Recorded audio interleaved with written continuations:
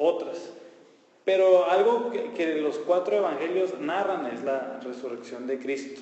Entonces ahí es donde empezamos vamos a empezar viendo la evidencia que da el Nuevo Testamento completo de la resurrección de Cristo, y cada evangelio al final del evangelio, por ejemplo en Mateo en el capítulo 28, en Marcos en el último capítulo, en el capítulo 16, en Lucas en el capítulo 24, también en el último todo el capítulo, y en el evangelio de Juan los últimos 2 capítulos tratan sobre la resurrección de Cristo. Vamos a leer el de Marcos, porque el de Marcos es el más corto, nada más como para tener la historia fresca. Dice: pasado el día de reposo, María Magdalena, María, la madre de Jacobo, y Salomé compraron especies aromáticas para ir a ungir el cuerpo de Jesús. Esto es cuando ya Jesús ya lo pusieron en la tumba, y es cuando iban a ir a embalsamar al cuerpo. Dice: muy de mañana, el primer día de la semana, domingo, llegaron al sepulcro cuando el sol ya había salido, y se decían unas a otras: ¿quién nos removerá la piedra de la entrada del sepulcro? Esta piedra era una piedra gigante, la verdad nadie la podía quitar. Incluso era como un sello, de hecho, la piedra. Cuando levantaron los ojos, vieron que la piedra, aunque era sumamente grande, había sido removida. Entrando en el sepulcro, vieron a un joven sentado al lado derecho, vestido con ropaje blanco, y ellas se asustaron. Pero él les dijo: no se asusten, ustedes buscan a Jesús el Nazareno, el que fue crucificado. Ha resucitado, no está aquí, miren el lugar donde lo pusieron. Vean, aquí lo pusieron y ya no está. Lo que le está diciendo este joven. No dice específicamente que es un ángel, pero otro evangelio dice que sí es un ángel. Y saliendo ellas, huyeron del sepulcro, porque un gran temblor y espanto se había apoderado de ellas, y no dijeron nada a nadie porque tenían miedo. Vamos a leer eso porque los otros pasajes 16 del 1 al 8, los otros pasajes están muchísimo más largos. Pero al menos los evangelios nos dicen que lo sepultaron y que la tumba estaba abierta y que ya no estaba. Hechos, el siguiente libro seguido de Juan, Hechos, el libro de Hechos narra los hechos de los apóstoles. ¿Qué hicieron los apóstoles cuando Cristo ascendió? Bueno, lo que encontramos en el libro de Hechos es que estaban predicando. Vemos sermones completos de Pedro, sermones completos de Esteban, sermones completos de Pablo, y cada uno de ellos dice que Jesucristo ha resucitado una y otra vez. A este Jesús que ustedes crucificaron, Dios lo ha levantado entre los muertos. Esas son las frases que encontramos ahí. En las epístolas, en las cartas a los romanos, a los corintios, a todos ellos, no lo dicen, muchas veces no lo dicen abiertamente, pero lo tenemos que suponer, porque las epístolas suponen a un Jesús que está vivo, están suponiendo un Jesús que está reinando, están suponiendo un Jesús que es la cabeza de la iglesia, y eso nada más es posible si Jesucristo resucitó de los muertos. Si Jesús se quedó muerto, pues no está reinando. Si Jesús se quedó muerto, no es Dios. Si Jesús se quedó muerto, pues no tiene nada de chiste. Pero como resucitó, todo eso lo traen como suposición en las cartas. En Apocalipsis, pues encontramos varios retratos de Jesús. Al principio dice Juan que lo vio con ojos como bronce bruñido, y así, lo vio una imagen muy, muy celestial de Cristo. Y después Juan nos dice como un cordero que fue inmolado, y esto hablando sobre su sacrificio. Pero entonces todas estas imágenes Juan dice, yo lo vi otra vez, ha resucitado. Entonces ahí claramente podemos ver que todo el Nuevo Testamento dice que Jesús resucitó de entre los muertos. Vamos a ver ahora la naturaleza de la resurrección, ¿qué fue? ¿Qué significa? Espero que se hayan hecho esa pregunta. Bueno, Jesús resucitó. Pues sí, ¿verdad? ¿Qué? Si se resucitó, ¿qué significa? ¿Por qué? Y eso es el punto de la clase, ¿qué significa la resurrección? La resurrección de Cristo, quiero que luego se nos quite el concepto de que fue una resurrección más como las que vienen en la Biblia. En la Biblia hay resurrección de muertos. Ahí el profeta Elías resucitó a alguien. Jesús resucitó a Lázaro. Ahí lo encontramos en Juan 11. Y pues a la luz de eso decimos, pues Jesucristo fue una resurrección más, pero no. Ahorita vamos a ver qué significa de que la Biblia le llama que Cristo fue las primicias, y ese es un término que se usa en la agricultura. Pero entonces Jesucristo se convierte o sea, nos muestra una nueva clase de vida humana. Tiene otro cuerpo, y eso es lo que vamos a estar viendo hoy. Cristo tuvo un cuerpo diferente a este que tenemos nosotros y diferente con el cual Él murió. Es un cuerpo que no está sujeto a la debilidad, es un cuerpo que no se enferma, es un cuerpo que no envejece. O sea, ese es el cuerpo con el que resucitó el Señor Jesucristo. Hablando de este cuerpo, la Biblia dice que en algunos casos no muchos lo reconocieron. Ahí en Lucas 24 tenemos la historia de Jesús y los discípulos de Emaús. Iban no recuerdo si eran dos, pero van unas personas platicando, van caminando y se dicen, van platicando lo que pasó, que Jesús, a esta persona la crucificaron, y Jesús se les acerca ya resucitado y les dice, ¿qué están hablando? Y le dice, ¿qué no sabes lo que pasó? O sea, vaya, todos supimos, o sea, ¿cómo que no sabes qué pasó? Y les empieza a contar y así. Entonces el Señor Jesús se va caminando con ellos lo invitan a comer, no se dan cuenta de que están con Jesús hasta el último. Entonces, si se fijan ahí, ellos no reconocieron a primera vista a Jesús. En Juan 20, del 14 al 16, también Jesús se le acerca aquí a María y le dice, al decir esto se volvió y vio a Jesús que estaba ahí, pero no sabía que era Jesús. Mujer, ¿por qué lloras?, le dijo Jesús, ¿a quién buscas? Ella, pensando que era el que cuidaba el huerto, le dijo, Señor, si usted lo ha llevado, dígame dónde lo ha puesto y yo me lo llevaré. María, le dijo Jesús. Ella, volviéndose, le dijo en hebreo, Raboní, que significa maestro. Entonces no fue hasta que Jesús le dijo María, fue hasta que María se dio cuenta que era Jesús. Pero entonces aquí el punto es que lo vio y pensó que era el jardinero que estaba ahí. Oiga, si usted se lo llevó, dígame dónde está, o sea, yo voy por él. Entonces no lo reconoció. En otras ocasiones sí reconocieron a Jesús. En Mateo 28:9, dice, de repente Jesús les salió al encuentro a los discípulos diciendo, saludos, y ellas, acercándose, abrazaron sus pies y lo adoraron. Lo reconocieron inmediatamente. En el verso 17, a los 11 discípulos, ya no está Judas, dice, cuando lo vieron lo adoraron, pero algunos dudaron. Sí supieron, sí es Jesús, pero tuvieron ahí sus dudas, vaya, se murió, ¿por qué está aquí? Eso es lo que nos empieza a decir. Ahí mismo en Juan, unos versos después de los que les acabo de leer de María, dice, al atardecer de aquel día, el primero de la semana, y estando cerradas las puertas del lugar donde los discípulos se encontraban, por miedo a los judíos, Jesús vino y se puso en medio de ellos y les dijo, paz a ustedes. Y diciendo esto, les mostró las manos y el costado. Entonces los discípulos se regocijaron al ver al Señor. Ahí los discípulos, ahí claramente dijeron, sí, o sea, es Jesús. Entonces, ¿por qué? Porque esto de que a veces reconocían a Jesús y a veces no lo reconocían.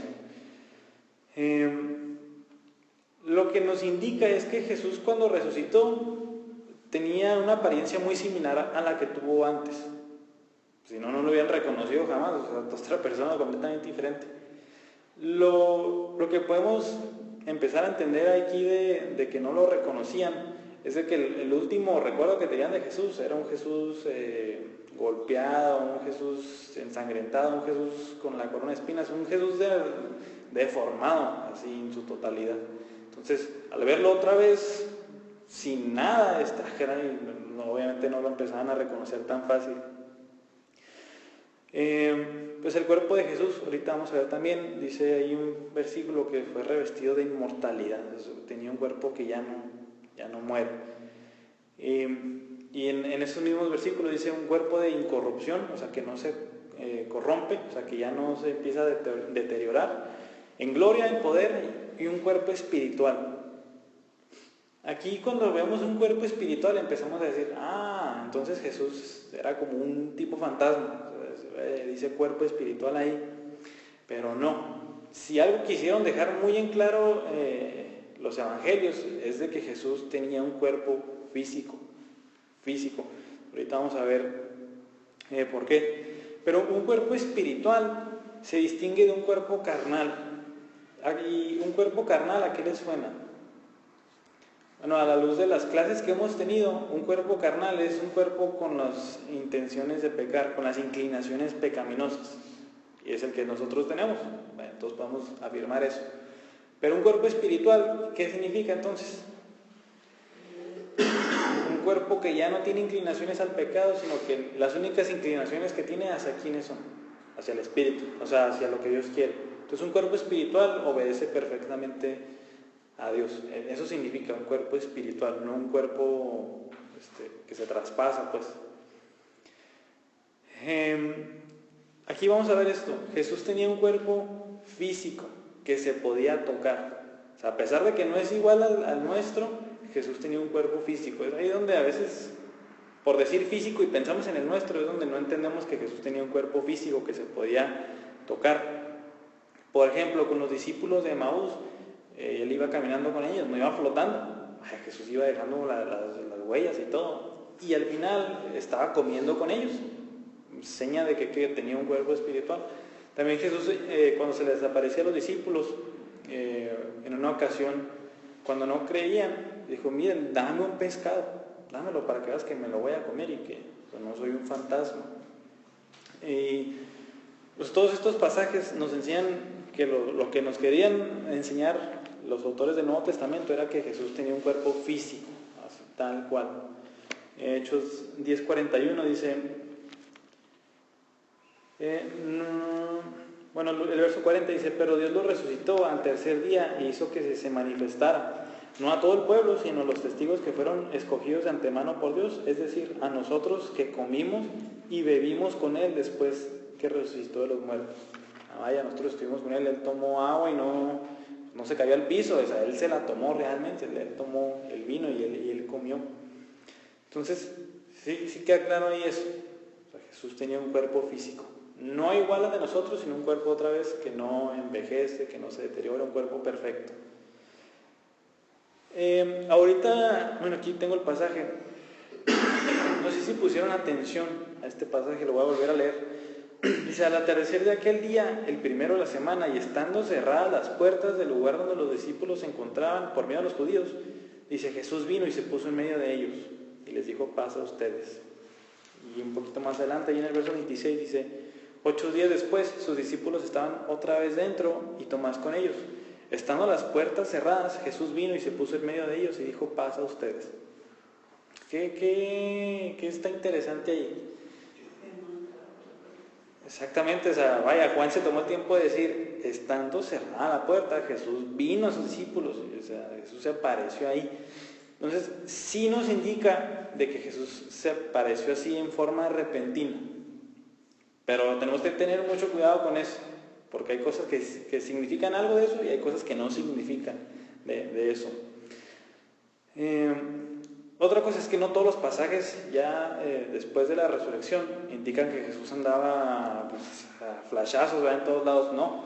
Esas fueron las únicas 2 ocasiones donde dice que Jesús estaban cerradas las puertas y Jesús se apareció ahí. Entonces, de ahí nos empieza a quitar así la idea de que Jesús andaba así apareciéndose en todos lados. ¿Y que cómo lo hizo para tratarse de tener un cuerpo físico? Sí, esa es la cuestión. Que bueno, si tenía un cuerpo físico y no era como un fantasma, o sea, ¿cómo pudo entrar?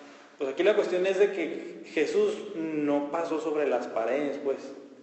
Eso nos quita la idea de que no tenía un cuerpo tipo fantasma. O sea, Jesús no la atravesó así. Ellos dicen que aquí dice que estaba cerrada y de repente desapareció. Entonces, esto nos habla de que Jesús tenía un cuerpo físico, pero podía aparecerse en algunos lugares cuando Él quería. Pero no que atravesaba las paredes. ¿Sí queda claro eso?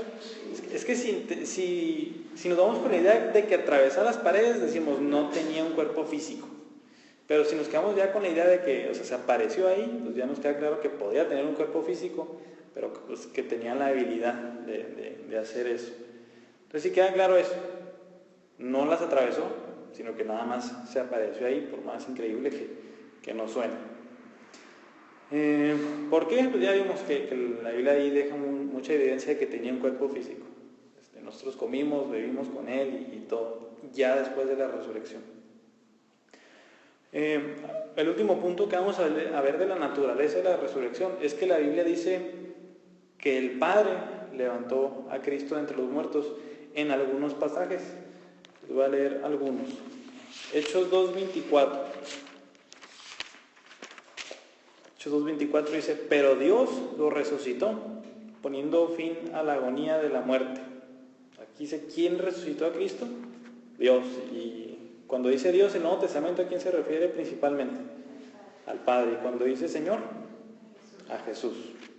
Romanos 6:4 dice: por tanto hemos sido sepultados con Él por medio del bautismo para muerte, a fin de que como Cristo resucitó de entre los muertos por la gloria del Padre, así también nosotros andemos en novedad de vida. ¿Cómo fue resucitado Cristo?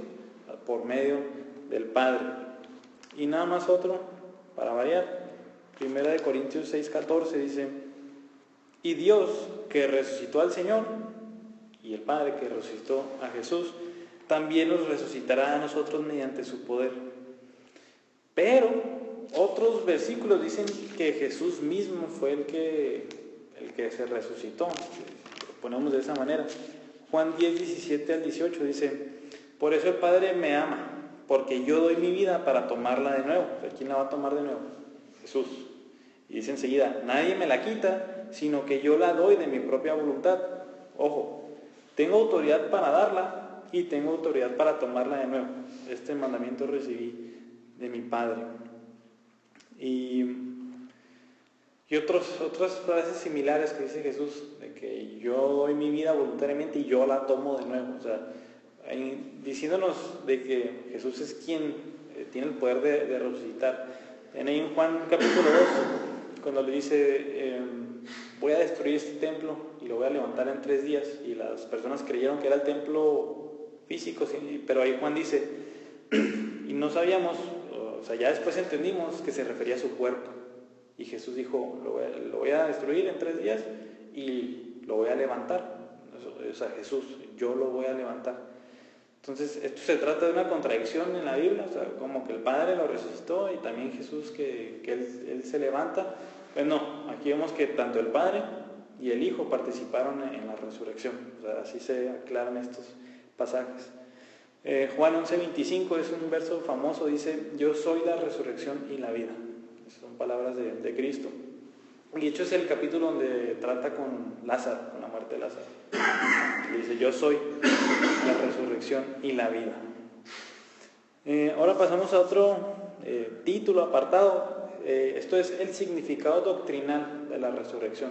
O sea, ¿qué significa en cuanto a la doctrina que enseña el Nuevo Testamento? O sea, ya vimos la naturaleza, o sea, de la resurrección, y ahora vamos a ver qué significa doctrinalmente. Y ahorita vamos a ver qué significa para nuestra vida, o sea, en nuestro diario vivir. Pero 1 Pedro 1:3 dice que la resurrección asegura nuestra regeneración. Dice: bendito sea el Dios y Padre de nuestro Señor Jesucristo, quien según su gran misericordia nos ha hecho nacer de nuevo. Eso es la regeneración, nacer de nuevo, a una esperanza viva, mediante la resurrección de Jesucristo de entre los muertos. O sea, ¿cómo nos ha hecho nacer de nuevo? Dice: por medio de la resurrección de Jesucristo. Entonces ahí está el nuevo nacimiento, el nacer de nuevo, conectado con la resurrección. Otra vez hay que decir que cuando Jesucristo resucitó ya no tenía una vida, o sea, otra vez ordinaria, o sea, como si hubiera vuelto a vivir así, como si no hubiera pasado nada más.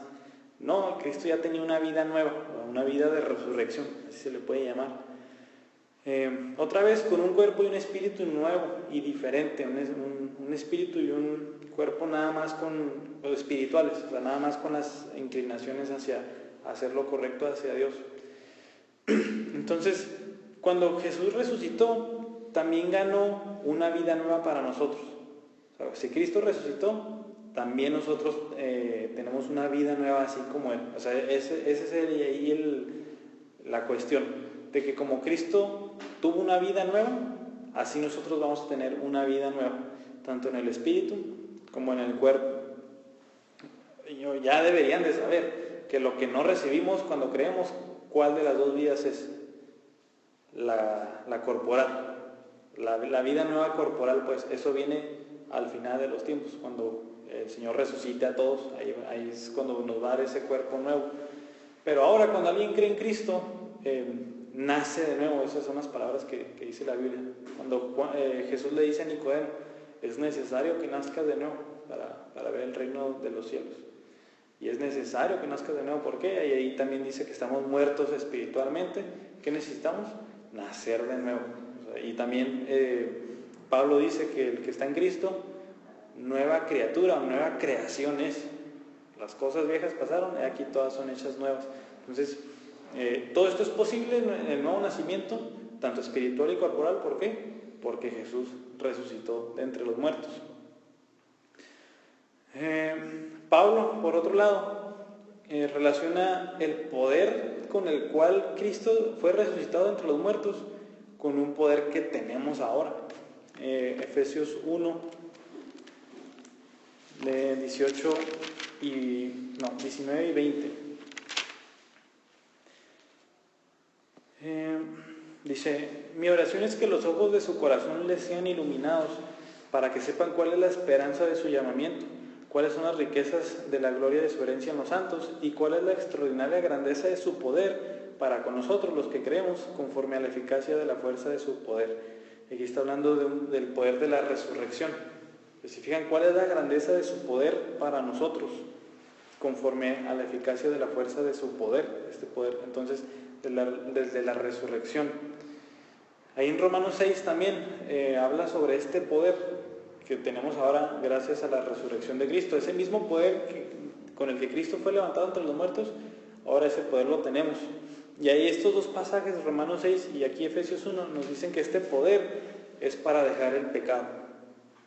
Sabemos que si tendríamos en nuestras propias fuerzas tratar de dejar el pecado es totalmente imposible, pero dice aquí la Biblia que sí podemos empezar a dejar el pecado porque tenemos un poder. ¿Cuál poder? El mismo con el que Cristo se levantó entre los muertos. ¿Y qué tan grande es ese poder? Pues es gigantesco. Aquí lo acabamos de leer, el gran poder. Entonces esta es otra conexión de la resurrección con nosotros, pues, ese mismo poder. Bueno, queda claro que en esta vida no podemos llegar a la perfección, o sea, dejar tanto el pecado que de repente ya no peco de ninguna manera, pero pues día tras día con ese mismo poder se va dejando, o sea, de tal manera que cada día debemos de dejar más el pecado y hacernos más semejantes a Cristo. De hecho, Hechos 1:8 es un versículo ahí muy famoso, esos versículos que los primeros que nos memorizamos, dice: pero recibirán poder cuando el Espíritu Santo venga sobre ustedes y serán mis testigos en Jerusalén, Judea, Samaria y hasta los confines de la tierra. Esas palabras fueron de Jesucristo a sus discípulos después de resucitar, antes de ascender. Entonces dice, recibirán poder y para que sean mis testigos, testigos de lo que Él ha hecho. Pero entonces este poder Jesús no se lo dice hasta que Jesús ha resucitado. Y ese poder lo recibieron un poco después, cuando fue Pentecostés, ya cuando Cristo había ascendido. Entonces este poder es el que tenemos nosotros y el que tuvieron los apóstoles para predicar y para empezar a proclamar el Evangelio. O sea, ¿por qué se convierte la gente? Porque tenemos este poder del que está hablando Cristo aquí. Por otro lado, eso fue en cuanto a la regeneración. En Romanos 4:25, Pablo aquí dice que la resurrección asegura otra cosa.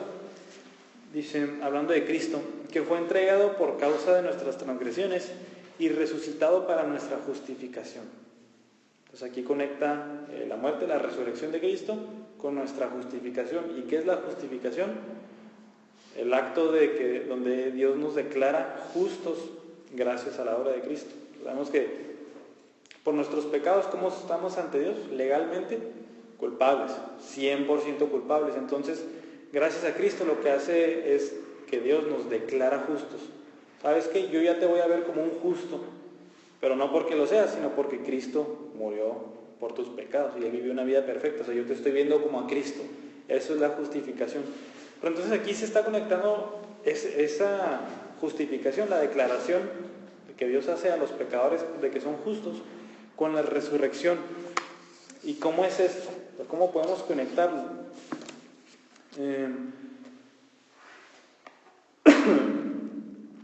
Va a tener que leer otro versículo, es Filipenses 2, del 8 al 9. Dice, y está hablando de Cristo, y hallándose en forma de hombre, se humilló él mismo, haciéndose obediente hasta la muerte y muerte de cruz. Por lo cual Dios también lo exaltó hasta lo sumo y le confirió el nombre que es sobre todo nombre. Entonces habla de que Cristo se humilló haciéndose hombre y sufrió la peor humillación muriendo en la cruz. Y dice por lo cual, o sea, por esta razón, porque Cristo hizo esto, dice Dios lo exaltó hasta lo sumo. Y esto está hablando sobre la resurrección. O sea, cuando se humilló en la muerte, Dios lo exaltó hasta lo sumo. ¿Qué significa? La resurrección, vencer a la muerte. Entonces dice que Cristo, más bien Dios, el Padre, al resucitar a Cristo, está diciendo que la obra de Cristo está completa. O sea, está totalmente pagado, así como Cristo dijo cuando estábamos viendo la expiación, que todo fue consumado, murió, y cuando Dios lo resucita entre los muertos es como una aprobación de la obra de Cristo. O sea, lo levanto entre los muertos y digo que ya está todo cumplido. O sea, realmente Cristo pagó por los pecados y realmente la obra de Cristo fue completa. Eso es la resurrección también, ahí en base a lo que acabamos de leer, como se humilló, lo exaltó hasta lo sumo. Entonces, como la obra de Cristo fue totalmente completa y el sello es la resurrección, es por eso que es nuestra garantía de nuestra justificación. O sea, ¿cómo tengo la seguridad de que Dios me puede declarar justo por medio de la muerte de Cristo? Porque lo resucitó. Gracias a que lo resucitó, es como mi garantía. O sea, realmente puedo ser justificado. ¿Sí queda claro eso? O sea, la resurrección es el sello de garantía de que realmente la obra de Cristo fue culminada, o sea, y fue completa y fue realizada. O sea, entonces, yo tengo la confianza de que Dios me puede declarar justo porque Cristo fue resucitado entre los muertos. Siguiente, pues ya a lo mejor suena un poco redundante, pero la resurrección de Cristo nos asegura unos nuevos cuerpos cuando Él vuelva. Y ahora sí vamos al término de las primicias. Las primicias, bueno, 1 Corintios 6:14, ahorita lo leí, y 2 Corintios 4:14 dicen que así como Cristo resucitó, así también vamos a ser resucitados nosotros. Ahí clarito, entonces ahí queda claro todo. Pero ya cuando nos preguntamos cómo o qué cuerpos, nos vamos a 1 Corintios 15. 1 Corintios 15 es un capítulo muy largo, pero muy, muy importante. Aquí Pablo empieza a hablar mucho de la resurrección de Cristo. O sea, habla tanto que dice, si Cristo no resucitó, vana es nuestra fe. Y somos los más dignos de lástima de entre todas las personas. Somos los más dignos de lástima. ¿Por qué? Porque estamos creyendo en un cuento de hadas, le está diciendo Pablo, si Cristo no resucitó. Entonces, tan importante ahí está diciendo Pablo que es la resurrección. Si Cristo no resucitó, tampoco van a resucitar los muertos, y entonces lo que estamos predicando es falso, es vano, no sirve de nada. Pero Cristo sí resucitó. Y como Cristo sí resucitó, dice 1 Corintios 15:20, de que Cristo ha sido levantado entre los muertos como primicias de los que murieron. Está esa palabra, primicias. En la agricultura, las primicias es los primeros frutos. O sea, cuando tú quieres ver cómo va a salir toda la cosecha, vas a las primicias. Por ejemplo, agarras algo y dices, que es la primicia, se ve muy bueno el fruto. Entonces, las primicias es como una garantía de que todo lo que va a salir después va a salir igual de bueno. Entonces, aquí Pablo está usando esa metáfora de las primicias. Así como el primero en resucitar con el nuevo cuerpo fue Cristo, Él fue las primicias, o sea, así van a ser los demás. ¿Y quiénes son los demás? Los que creen en Él, obviamente. Entonces, este versículo nos deja claro cómo va a ser nuestro cuerpo al resucitar. Va a ser igual al de Él, así como lo leemos, de que como se puede comer, se puede beber. Eso es algo que no muchos entendemos, porque tenemos la imagen esa de que el creyente, si se muere, pues se va al cielo, va a estar en una nube, tocando el arpa bien aburrido, bien chafa, se acabó. Pero no, la historia es totalmente diferente y vamos a tener cuerpos físicos, o sea, cuerpos que van a, si nos gusta la comida, pues vamos a seguir comiendo, o sea, vamos a tener todavía ese placer, ese regalo de Dios del comer, del beber, del hacer todo lo que podemos hacer con cuerpos físicos. Acuérdense que Dios lo que va a hacer al final son nuevos cielos y nueva tierra. O sea, no es de que la tierra... Sin pecado. Sí, lo principal es de que ya sin pecados. O sea, imagínense una tierra y un cielo nuevo, libre de pecado, libre del mal, y con las personas, con estos cuerpos y con la intención nada más de glorificar a Dios. Pero es el retrato perfecto. Y así es como va a ser pues nuestros cuerpos. Entonces van a ser como los de Cristo resucitado. ¿Por qué? Porque Él es las primicias. Y los que siguen, la cosecha, pues somos nosotros, siguiendo esa metáfora. Hay una pregunta ahí, en base a Juan 20:27, donde le dice a sus discípulos que toquen su herida en el costado y que vean las heridas que traen las manos. Leyendo eso, muchos dicen, voy a tener las cicatrices que tuve en esta vida cuando resucite. Lo más probable es que no. Y Sara le pregunta, bueno, entonces, ¿por qué Cristo las tenía? Pues obviamente va a ser un recordatorio eterno. Por la eternidad, cuando veamos a Cristo, va a estar con su costado de la lanza y con los clavos en la cruz. ¿Para qué? ¿Para qué creen?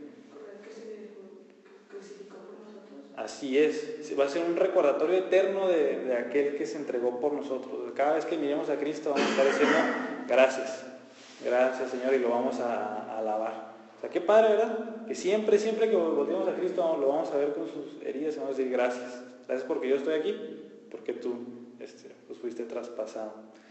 Entonces, eso en cuanto a la resurrección de nuestros cuerpos. Y ahora vamos al significado ético. O sea, la Biblia no nada más se queda así como que en la teoría, sino que también aplica la resurrección a nuestra vida diaria. En ese mismo capítulo de 1 Corintios 15, que habla de las primicias y eso, al final, el último versículo de ese capítulo, dice un por tanto. O sea, ya que les dejé toda esta base de la resurrección, dice, por tanto, mis amados hermanos, estén firmes, constantes, abundando siempre en la obra del Señor, sabiendo que su trabajo en el Señor no es en vano. Ese es con lo que concluye Pablo. ¿Por qué? Si sé que Cristo ha resucitado y sé que yo voy a tener un cuerpo similar al de Cristo, pues esto es como una seguridad. Dice Pablo, por tanto estén ahorita en la obra del Señor, porque les espera una recompensa y son esos cuerpos, pues. Si no están trabajando, obviamente significa que no han creído, o sea, significa que no los van a tener. Entonces dice, por tanto, estén firmes y constantes, abundando siempre en la obra del Señor, sabiendo que su trabajo en el Señor no es en vano. O sea, esto que les acabo de decir va a ser posible si ustedes están abundando en la obra del Señor. O sea, no que el obrar nos salve, sino que así es como lo manifiesta el verdadero creyente, o sea, estando en la obra del Señor. También Pablo lo usa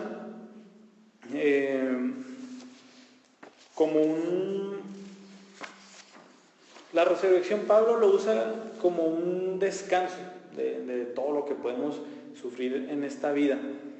Ahí mismo en 1 Corintios 15 dice, son estos versículos que les he estado diciendo, y si Cristo no ha resucitado, la fe de ustedes es falsa, todavía están en sus pecados. Entonces también los que han dormido en Cristo, o sea, los creyentes que se murieron, dice, están perdidos. Si hemos esperado en Cristo para esta vida solamente, somos de todos los hombres los más dignos de lástima.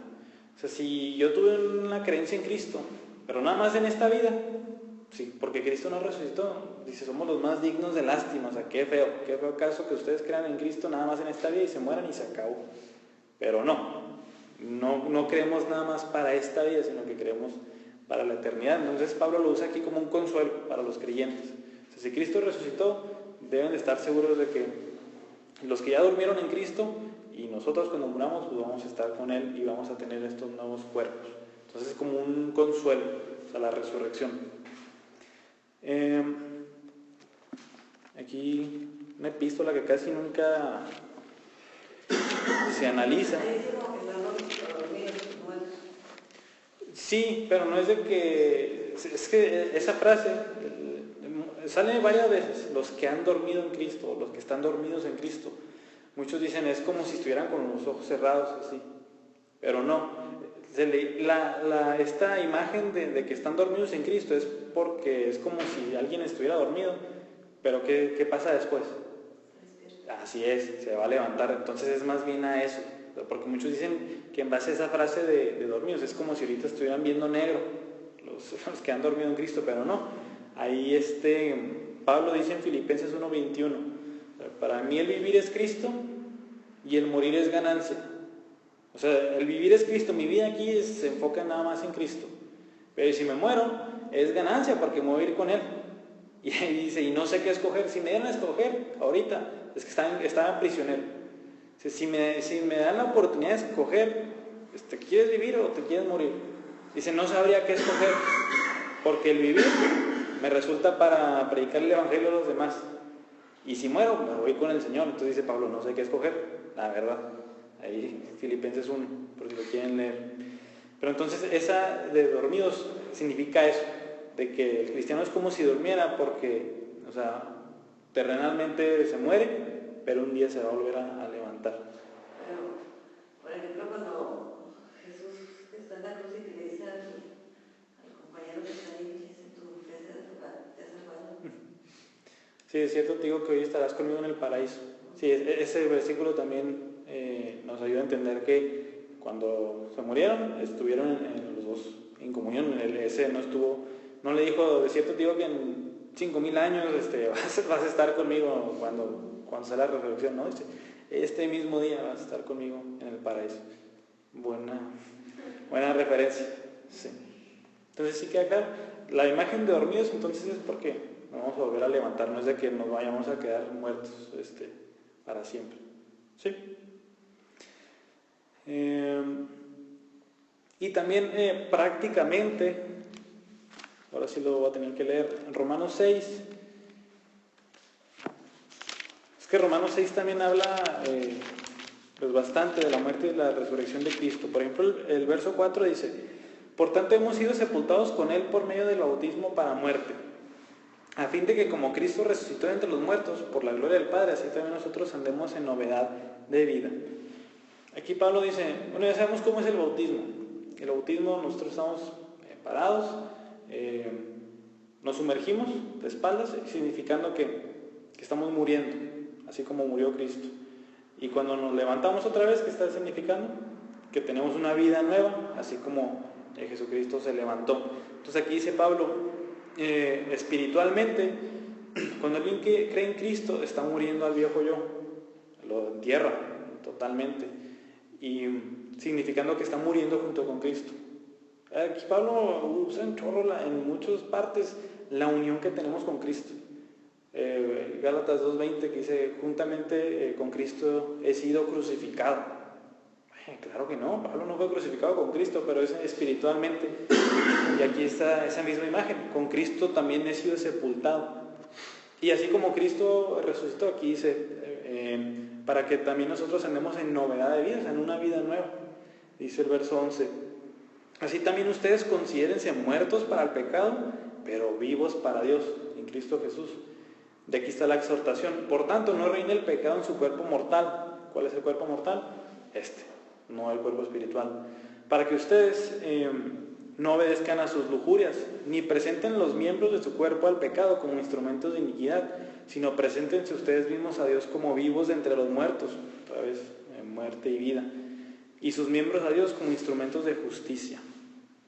O sea, ¿por qué hace esta exhortación? Ustedes ya murieron al viejo yo, y ahora que tienen nueva vida, presenten sus miembros, todo lo que son, para Dios, o sea, úsenlo para el bien y no para el pecado, porque ustedes ya murieron a eso. Y aquí también habla del poder, y ya tienen el poder de hacer eso. O sea, sin Cristo no podemos, o sea, podemos estar intentando dejar el pecado, pero no se va a poder. Pero con la ayuda del Cristo, con el poder con el que fue resucitado, podemos empezar a dejar el pecado.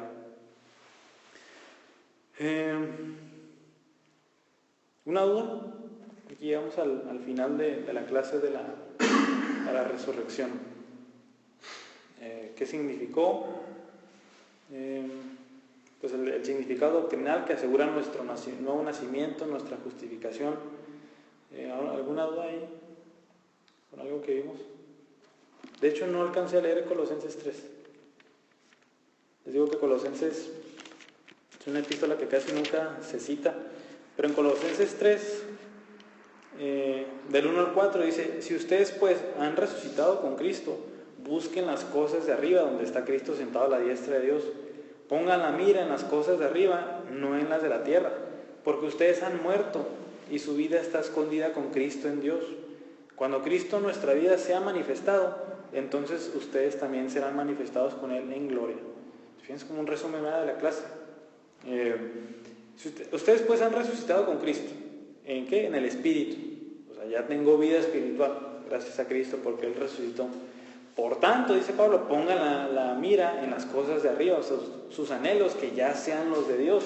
Ya no pongan su mira en las cosas de aquí, en los placeres del mundo. Ya ustedes volteen a ver a Dios. ¿Por qué?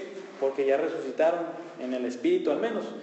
Y en cuanto a lo corporal, dice: cuando Cristo en nuestra vida sea manifestado, o sea, cuando vuelva, entonces ustedes también serán manifestados con Él en gloria.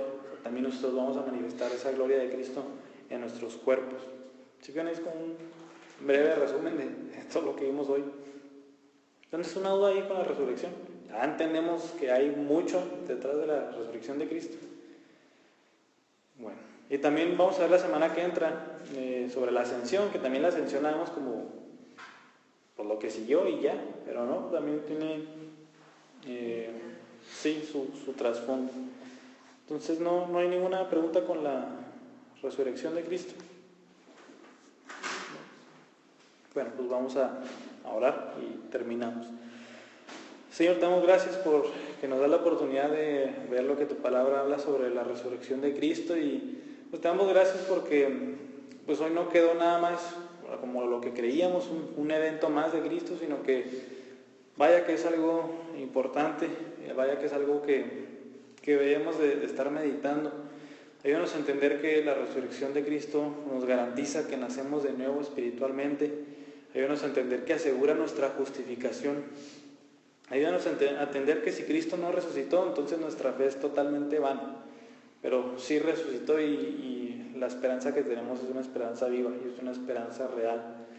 Señor, también pues ayúdanos si ya entendimos que hemos sido resucitados junto con Cristo, que debemos de manifestarlo en nuestra vida, buscando las cosas de arriba, usando nuestro cuerpo para ti y no para el pecado. Y viviendo así, ayúdanos a esperar con ansias que Cristo venga y seamos resucitados, pues siendo la cosecha y las primicias, y tengamos cuerpos similares a los de Él, libres de pecado y libres de la muerte, libres de la enfermedad, libres del envejecimiento. Damos gracias porque pues estos cuerpos son un regalo tuyo, no los merecemos, no merecemos nada de ti, y aún así te ha placido darnos estos cuerpos y que pues podamos vivir eternamente contigo de esta manera. Y al verte traspasado, que no sea más que otro recordatorio para alabarte, para darte la gloria, porque todo lo que recibimos de tu parte, nuestros nuevos cuerpos, nuestra vida contigo, es solamente porque Cristo fue traspasado. Damos muchas gracias y te bendecimos.